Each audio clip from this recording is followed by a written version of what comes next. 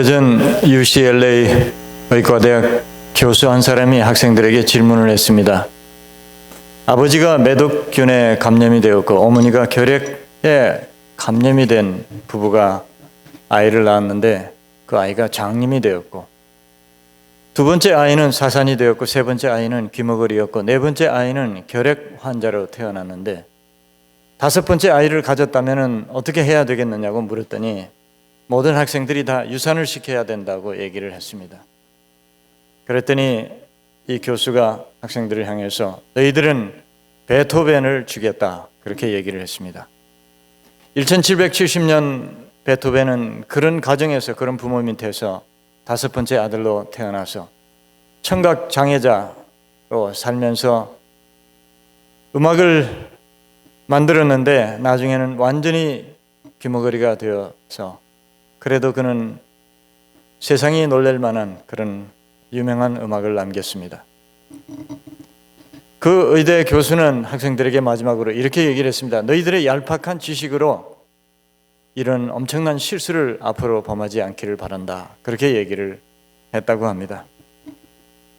사람이 병이 들었을 때에 의사만 진단을 내리는 것이 아니라 자기의 상식과 자기의 경험과 자기의 가치관과 때로는 자신의 종교적인 신념을 가지고 진단을 내리게 됩니다. 오래전 한국에서 제 신학교 친구 동기 목사님 한 분이 목회를 하고 있었는데 5살 된 아들이 많이 아팠습니다. 그랬더니 교회에 소문이 나기를 목사가 기도를 안 해가지고 아들이 아프다고. 가만히 보니까 어떤 젊은 여집사님 한 분이 진단을 잘못 내려가지고 헛소문을 퍼뜨려가지고 교회가 시끄러워지기 시작했습니다. 그래서 그게 아니라고 하는 사람과 그렇다고 하는 사람 두 패로 나눠져 가지고 교회가 격렬하게 문제가 된 적이 있었던 것을 제가 경험을 했습니다. 오늘 성경에 보면은 예수님께서 어떻게 질병을 진단을 내리시는가 하는 것이 나와 있습니다. 그뿐만 아니라 우리 인생의 가장 중요한 문제인 죽음에 대해서 예수님은 어떻게 생각하고 계시는가? 우리가 이 세상 살아가면서 당하는 불행에 대해서 예수님은 어떤 생각을 가지고 계셨는가 하는 것을 오늘 아주 중요한 교훈들을 말씀을 통해서 같이 나누고자 합니다. 예수님은 자기의 가까이 지내던 친구 나사로가 병들어 죽게 되었다는 얘기를 들으시고 오늘 4절 성경에 보니까 이 병은 죽을 병이 아니라 하나님의 영광을 위함이요 하나님의 아들로 이를 인하여 영광을 얻게 하려 함이라 이렇게 말씀을 하십니다. 나사로의 병이 무슨 병인지 왜 병이 들었는지 그 병은 어떻게 하면 나을 수 있는지 그렇게 진단을 하신 것이 아니라 무엇을 위한 병인지 그 병을 통해서 하나님이 무엇을 하시려고 하는지를 예수님은 진단을 하셨다 그런 얘기입니다. 요한복음 9장 1절 성경 한번 보여주실까요? 같이 한번 읽어보십니다. 예수께서 길 가실 때에 날 때부터 같이 보십니다. 소경된 사람을 보신지라 제자들이 물어 가로되 랍비여 이 사람이 소경으로 난 것이 네 죄로 인함이오니까 자기오니까 그 부모니까 예수께서 대답하시되 이 사람이나 그 부모가 죄를 범한 것이 아니라 그에게서 하나님의 하시는 일을 나타내고자 함이라. 우리 신앙인들은 진단을 잘 해야 된다 그 말입니다. 그렇다고 해서 모든 질병은 신앙인들이 겪는 질병들은 다 하나님의 영광을 위한 질병이라 그런 뜻은 결코 아닙니다. 우리가 당하는 모든 질병들이 다 하나님의 하시는 일을 나타내기 위한 것은 결코 아니라는 얘기입니다. 마치 이 세상의 모든 귀머거리가 다 베토벤이 된다고 하는 것은 아닌 거와 마찬가지입니다. 한번 표를 보여주시면요, 성경에 보면은 우리가 병을 얻는 여러 가지 이유가 있다고 얘기를 합니다. 고린도서 12장 7절에 보니까 교만하지 않기 위해서 바울에게 하나님은 질병을 주셨고 잠언서 23장 29절에 보면은 죄 때문에 질병이 걸리기도 하고 욥기 2장 7절에 보면은 하나님이 시험하시려고 욥에게 사탄을 통해서 병을 주셨다고 하셨고 호세아 7장 5절에 보니까 술을 많이 먹으면은 병이 걸린다고 했고 창세기 48장 1절에 보면은 나이가 많으면은 저절로 병이 온다. 여러 가지 이 외에도 병의 원인들에 대해서 성경은 말씀을 하고 있습니다. 문제는 오늘 나사로의 죽을 병이 하나님의 영광을 위한 병이고 하나님이 하시는 일을 나타내기 위한 병이라고 예수님이 진단하신 이유가 있습니다. 하나님께서 나사로를 영광을 받으시기 위해서 병을 주셨다는 얘기는 결코 아닙니다. 왜 나사로의 죽을 병이 하나님의 영광을 위한 병이냐 하면은 예수님하고 관계가 있었기 때문에 그렇습니다.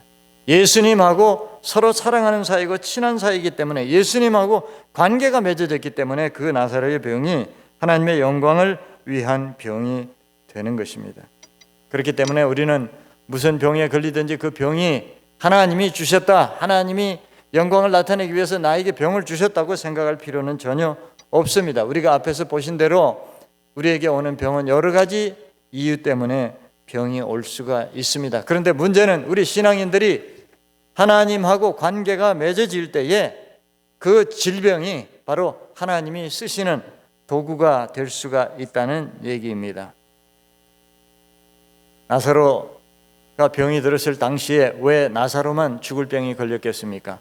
그때 사는 많은 사람들이 죽을 병에 걸렸지만은 그 사람들은 다 하나님의 영광을 위한 병이 아니었던 이유는 그 사람들은 예수님하고 관계가 없었기 때문에 그렇습니다. 우리 성경 한번 보실까요? 요한복음 15장 잘 아는 말씀입니다. 같이 보십니다. 나는 포도나무요 너희는 가지니 저가 내 안에 내가 저 안에 있으면 이 사람은 과실을 많이 맺나니 나를 떠나서는 너희가 아무것도 할 수 없음이라.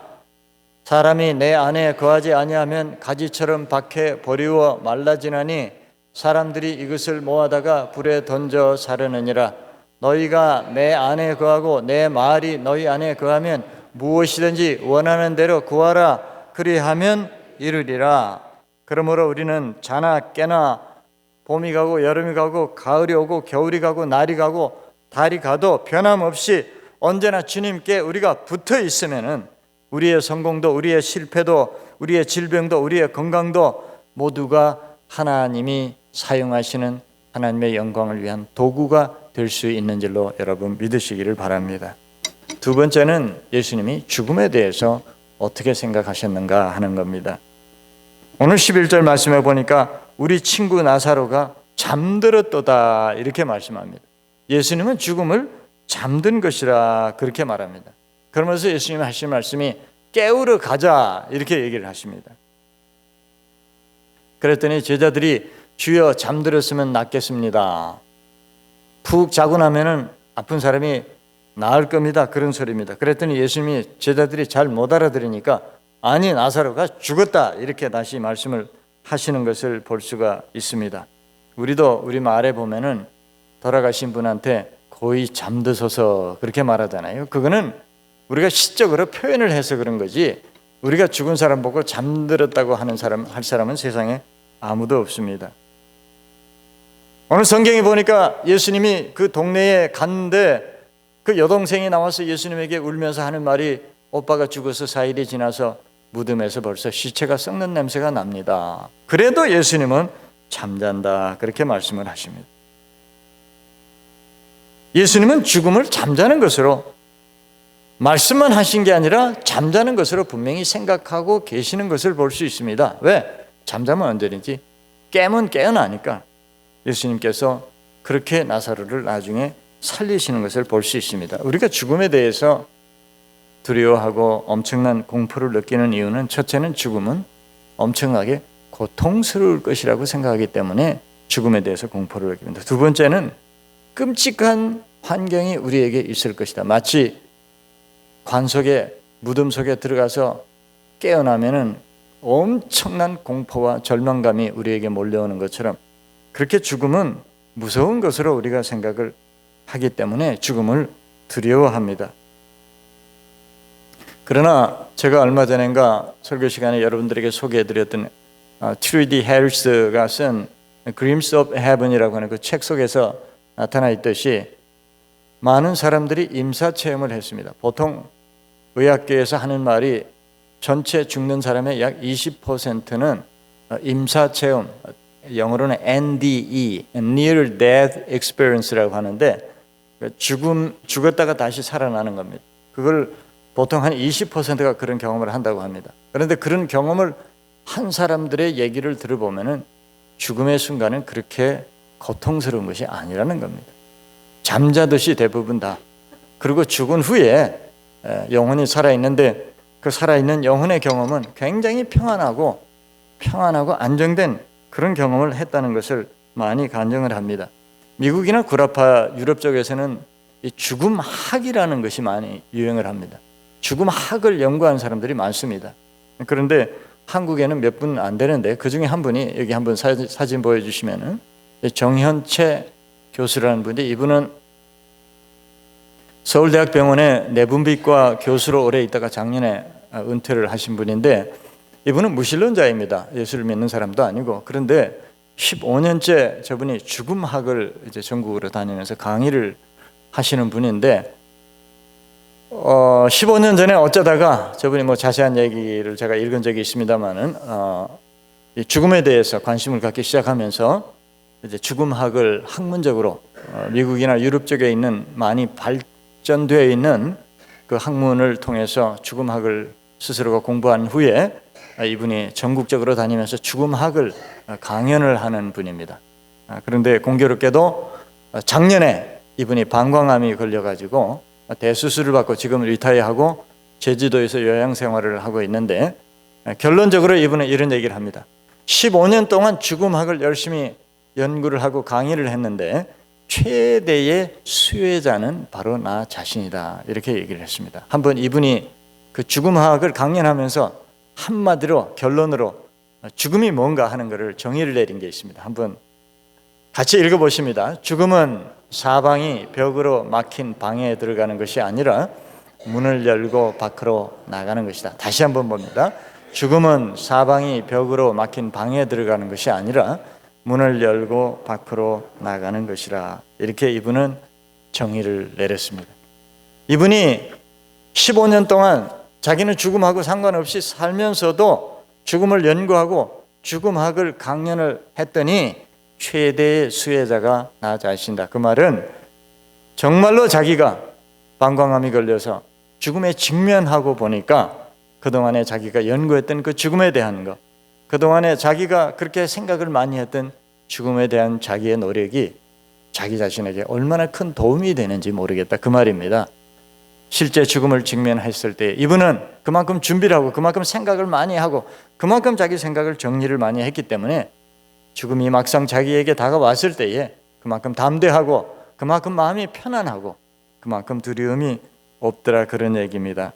예수님은 나사로가 죽은 것을 잔다고 깨우러 가자고 예수님은 말씀을 하셨는데 정말로 예수님은 죽은 나사로 죽어서 썩어서 냄새가 나는 그 나사로 시체 앞에서 나사로야 나오너라 했을 때 나사로가 살아서 걸어서 나왔습니다.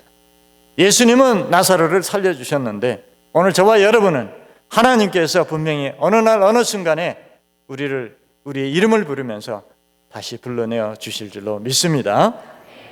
몇 주 전에 제가 위 내시경을 했습니다. 제가 위가 안 좋아서 의사가 자주 하라고 그래서 거의 3년 주기로 한 번씩 하는데 보통 내시경을 하면은 전신 완전 수면 상태에 들어가서 내시경을 하는데 그 수면제가 별로 좋지를 않아요. 그래서 마취제가 수면제가 아니고 마취제가 마취에 깨어나면 굉장히 머리도 아프고 뭐 후유증도 있고 어떨 때는 뭐 굉장히 심할 때도 있고 또 마취가 제대로 안 돼 가지고 어떨 때는 뭐 막 구역질도 하고 그냥 뭐 또 그 스크린에 내시경 하는 모습도 보이기도 하고 이제 그랬는데 이번에는 대기실에 있으면서 마취를 했는데 완전히 잊어버렸어요, 정신을. 그리고 눈을 떠보니까 간호원이 깨어서 눈을 떠보니까 다시 있던 제 대기실로 돌아왔어요. 그런데 눈을 딱 떴는데 얼마나 기분이 상쾌한지요. 그렇게 깨끗하고 상쾌할 수가 없어요, 기분이. 그리고 피곤할 때 푹 잘 자고 나면은 그렇게 기분이 좋잖아요, 상쾌하고. 꼭 그런 기분이에요.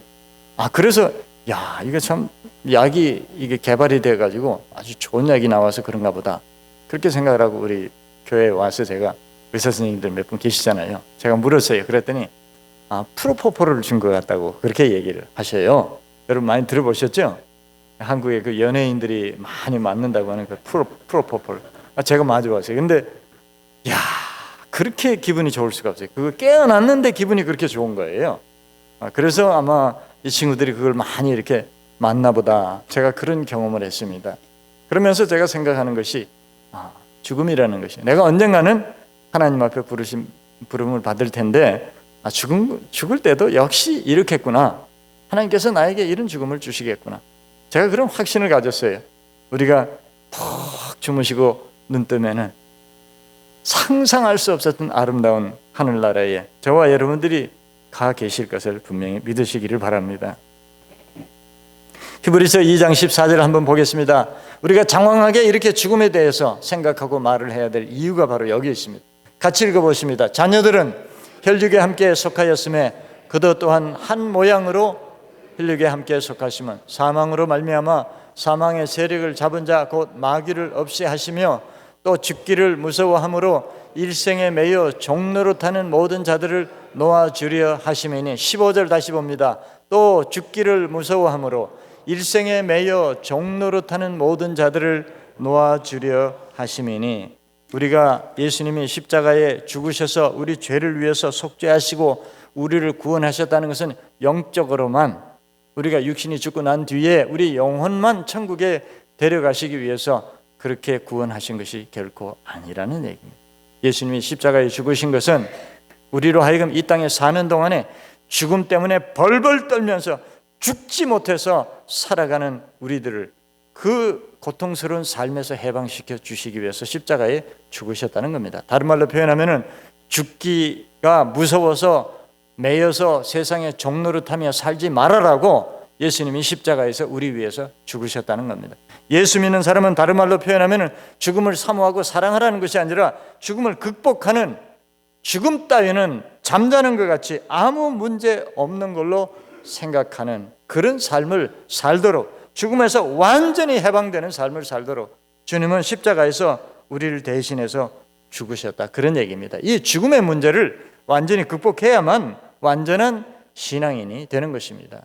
지난주에 엊그제 금요일 저녁에도 제가 말씀 전하면서 잠깐 말씀드렸지만은 저는 죽음에 대해서 기도할 때마다 죽음에 대해서 생각하고 천국에 대해서 생각을 합니다.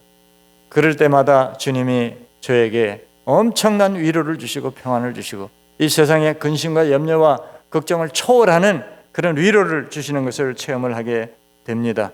그래서 오늘 말씀이 예수님은 죽음을 잠자는 걸로 생각해요.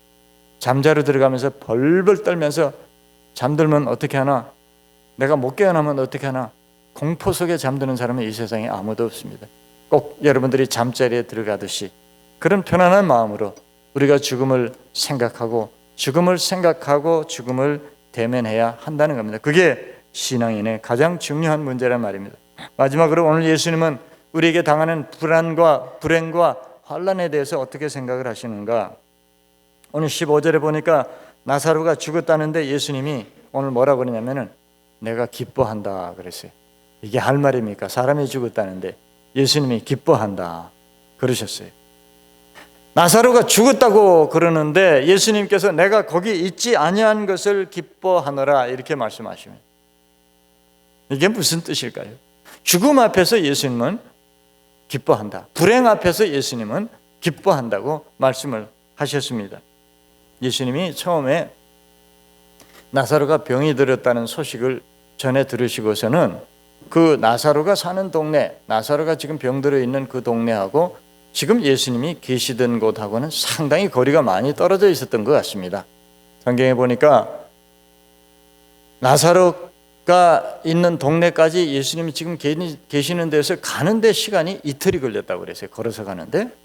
그런데 예수님은 나사로가 죽을 병이 들었다는 소식을 들으시고는 지금 계시는 데서 이틀을 더 계시다가 이틀을 또 걸어서 나사로한테 가니까 이미 나사로가 죽은 지 4일이 지났다 그랬어요. 4일이나 지체를 하셨습니다. 어떤 면에서 보면 예수님이 나사로가 죽기를 기다린 것처럼 시간을 자꾸 지연시키시고 끌으셨다 그 말입니다. 왜 그렇게 하셨느냐? 왜 예수님이 나사로가 병들었다고 그랬을 때 금방 달려가시지 않고 그렇게 지체하시고 시간을 끌으시고 기다리셨느냐 그 말입니다. 한번 생각을 해보면은 만약 예수님이 나사로가 사는 병들었을 때 거기에 예수님이 같이 계셨더라면은 아마 예수님이 그냥 두지 못하시고 고쳐주셨겠죠. 나사로의 병을. 그러면은 수많은 병자들을 고치신 중에 한 사람일 뿐입니다. 나사로는. 그런데 죽은 사람을 살리니까 그 효과가 엄청난 거죠. 그거를 보는 사람, 그 소식을 듣는 사람의 그 영향력은 굉장히 큰 겁니다. 죽은 사람을 살리는 거는. 병든 사람을 고치는 거하고는 상대가 안 될 정도로 그 효과가 크게 나타나는 겁니다. 무슨 얘기인가 하면은 우리 하나님께서는 무슨 일을 하실 때 당신의 메시지와 계시를 보여주실 때 항상 반전 효과를 통해서 극대화시키더라 그 말이에요. 모든 일들을. 그게 우리 하나님의 방법입니다. 성경에 보니까 예수님의 십자가 사건 자체가 그렇습니다. 예수님이 십자가를 지시지 않고 그렇게 고통받지 않으시고 하나님께서 구속의 역사를 이루실 수가 없으셨을까? 하나님은 창조주이신데, 하나님은 무소부재하시고 전지전능하신 분이신데, 그런데 왜 하나님께서 당신의 아들 예수 그리스도가 그렇게 사람들에게 핍박받고, 그렇게 사람들에게 모함받고, 그렇게 사람들에게 비참하게 십자가에 죽도록 하나님께서 내버려 두셨는가 그 말입니다. 극적인 반전 효과를 하나님이 노리신 겁니다. 그래서 예수님은 처절하게 실패하시고 처절하게 망한 것 같았는데 오히려 무덤에서 부활시키시고 하나님께서 인류 구속의 역사를 완성시키시고 사탄의 머리를 깨뜨리시고 그리고 하나님이 인간을 구원하신 그 놀라운 반전 효과를, 반전 사건을 우리 하나님께서는 그걸 통해서 당신의 구속의 역사를 이루셨다고 하는 겁니다. 이스라엘 백성들이 에집트에서 나와서 가나안 땅에 들어가는 여정에도 꼭 보면은 마지막 막바지 극한 상황에 이를 때까지 하나님이 이스라엘 백성들을 몰아넣는 것을 볼 수 있습니다. 홍해 바다 앞에서도 뒤에는 애국 군대요, 양쪽에는 기암 절벽이요, 앞에는 바다가 놓여져 있고 완전히 정말 진퇴양난의 그런 순간까지 하나님은 내버려 두셨다가 극적으로 홍해 바다를 갈라서 이스라엘 민족을 구원하시는 그런 사건들을 많이 우리가 볼 수 있습니다. 사도 바울이라고 하는 사람은 최악의 기독교 박해자였습니다. 예수 믿는 사람만 들으면은 보면은 치가 떨려서 견딜 수 없어 하는 바로 그 사람을 꼬꾸라뜨리셔서 우리 기독교 역사에 전무후무한 하나님의 놀라운 사역자를 일꾼으로 삼으신 것을 볼 수 있습니다. 로마라고 하는 나라는 지금 미국처럼 세계를 지배했던 엄청난 강대국이었는데 그 엄청난 세력과 힘을 가지고 우리 기독교를 완전히 진멸시키기 위해서 박해를 했는데 콜로세움 광장에 여러분 아시는 대로 하루에도 수십 명, 수백 명의 기독교인들을 굶주린 사자에게 물려 찢겨 죽게 하고 화형을 시켜서 불에 태워서 죽이는 그런 엄청난 기독교에 대적하는 국가였지만 하나님께서는 콘스탄틴 대제를 회개시킴으로써 그가 예수 믿고 오히려 그 나라가 기독교 국가가 되게 해가지고 전 세계에 우리 기독교를 전파하는 세계적인 기독교 국가로 만든 것을 우리가 볼 수 있습니다. 반전의 극적인 효과를 이루시는 우리 하나님은 우리의 삶 속에도 역시 같은 일을 하시는 분이시라 그 말입니다. 여러분 한번 생각해 보세요. 지금 당하는 우리의 질병과 고통과 시련과 어려움은 우리 하나님께서 우리에게 그런 극적인 반전을 이루시기 위해서 보여주시는 전주곡이라고 하는 것을 여러분 생각하셔야 한다는 말입니다. 1960년대에 오래전에 우리나라에는 텔레비전도 제대로 없지요. 오락시설이 제대로 없었어요. 그래서 유일한 오락이 극장에 가서 영화 구경하는 겁니다. 그래서 새로운 영화들을 계속 만들어서 선전을 합니다. 다음 주에, 다음 달에 새로운 영화 나옵니다. 골목마다 벽보를 다 영화 포스터를 갖다 붙여놓고는 그 위에다가 뭐라고 써놨는가 하면 기대하시라 개봉박두 이렇게 써놔요. 그러면 사람들이 이제 그 영화 새로 나온 영화 보려고 그냥 그 날짜를 기다렸다가 영화관에 가서 영화를 보고 그렇게 했어요. 하나님께서 여러분들에게 고난을 주시고 질병 주시고 실패를 주시고 어려움 주시면은 기대하시라 개봉박두 그 말입니다. 하나님께서 그걸 통해서 우리에게 뭔가를 보여주시고 우리에게 뭔가 승리를 안겨주시고 우리에게 뭔가 축복을 주시려고 하나님이 그렇게 하신다는 말씀입니다. 우리 성경 한번 보실까요? 야고보서 1장 2절입니다. 같이 읽어보십니다. 내 형제들아 너희가 여러 가지 시험을 만나거든 온전히 기쁘게 여기라. 이는 너희 믿음의 시련이 인내를 만들어내는 줄 너희가 알미라. 인내를 온전히 이루라. 이는 너희로 온전하고 구비하여 조금도 부족함이 없게 하려 함이니라. 베드로서 성경을 봅니다. 같이 보십니다. 사랑하는 자들아, 너희를 시련하려고 오는 불시험을 이상한 일 당하는 것 같이 이상히 여기지 말고 그리스도의 고난에 참여하는 것으로 즐거워하라. 이는 그의 영광을 나타내실 때에 너희로 즐거워하고 기뻐하게 하려 함이라. 하나님은 반드시 이런 우리의 고난을 통해 극적인 반전을 이루실 것이고 그로 인해 하나님이 영광을 받으시고 우리에게 기쁨과 감사를 주실 것입니다. 잘 한번 생각해 보면은 우리가 지금 어렵기 때문에, 지금 병들었기 때문에, 지금 실패했기 때문에 염려하고 걱정하는 것보다 앞으로 할까봐, 앞으로 무슨 어려운 일이 닥칠까봐, 앞으로 무슨 사고가 닥칠까봐, 앞으로 무슨 병에 걸릴까봐, 우리 자식들이 앞으로 무슨 어려운 일을 당할까봐 미리 지금 있지도 않은 일 가지고 우리가 걱정을 많이 합니다. 그런데 오늘 예수님이 불행에 대한 생각을 가만히 보면은 그 생각을 우리의 생각으로 만약 갖는다면 무슨 뜻입니까? 앞으로 설령 우리에게 실패가 오더라도, 앞으로 설령 우리가 무슨 고치지 못할 중한 병이 걸리더라도 우리는 걱정해야 됩니까? 안 해야 됩니까?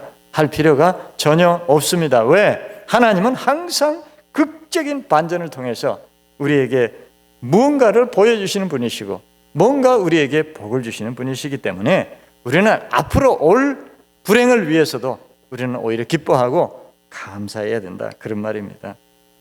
이런 확신, 이런 믿음으로 질병이 와도 죽음이 와도 불행이 와도 환난이 와도 전혀 두려움이 없는 전천후의 신앙인이 되시기를 주님의 이름으로 축원드립니다. 아멘. 기도하십니다. 아버지 하나님, 감사합니다. 우리를 홀려 버려두시지 아니하시고 예수님 통해서 우리를 구원하시고 우리를 당신의 귀한 자녀들로 삼아주셔서 우리의 아버지가 되어주셔서 이제 영원토록 우리와 함께 해주신 것을 너무나 감사합니다. 아버지 하나님, 이 땅에 사는 동안에 너무나 시련이 많고 어려움이 많고 환난이 많고 고통이 많지만 저희들이 이제는 두려워하지 않습니다. 하나님이 우리와 함께 하시기 때문에, 주님이 나와 함께 하시기 때문에 설령 우리에게 시련이 당하고 어려움이 닥치더라도 저희들은 또한 두려워하지 않습니다. 그것을 통해서 하나님, 역전의 영광을 얻으시는 하나님, 우리 하나님께서 우리에게 뭔가를 주시고 축복을 주시고 승리를 주실 것이기 때문에 저희들은 믿습니다. 살아계신 하나님 믿습니다. 우리의 아버지이신 하나님을 믿습니다. 우리를 도우시고 우리를 축복하시는, 마지막에는 승리를 안겨주시는 그 하나님을 저희들이 믿습니다. 도와주시옵시고 우리와 동행해 주시옵시고 우리는 그 하나님 손 붙들고 천국 갈 때까지 그 손 놓지 않는 믿음의 사람들 되게 해 주시옵소서. 예수 그리스도의 이름으로 기도하옵나이다.